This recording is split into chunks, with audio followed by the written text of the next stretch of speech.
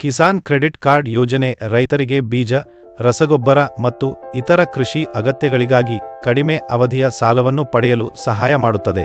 ಇದು ಕಡಿಮೆ ಬಡ್ಡಿದರ ಮತ್ತು ಹಣ್ಣು ಹಂಪಲು ಬೆಳೆದು ಬಂದ ನಂತರ ಹಣವನ್ನು ಹಿಂತಿರುಗಿಸಲು ಅನುಕೂಲಕರ ಯೋಜನೆಗಳನ್ನು ನೀಡುತ್ತದೆ. ರೈತರಿಗೆ ಇದರಿಂದ ವಿಮೆ ಕೂಡ ಸಿಗುತ್ತದೆ. ಅರ್ಜಿ ಸಲ್ಲಿಸಲು ಅರ್ಜಿಸಿ ಬಟನ್ ಒತ್ತಿ ಅಥವಾ ಯಾವುದೇ ಬ್ಯಾಂಕ್ಗೆ ಭೇಟಿ ನೀಡಿ. ಅರ್ಜಿ ಭೂಮಿಯ ಮಾಲೀಕನಾದ ನೋಂದಾಯಿತ ರೈತನ ಹೆಸರಿನಲ್ಲಿ ಇರಬೇಕು.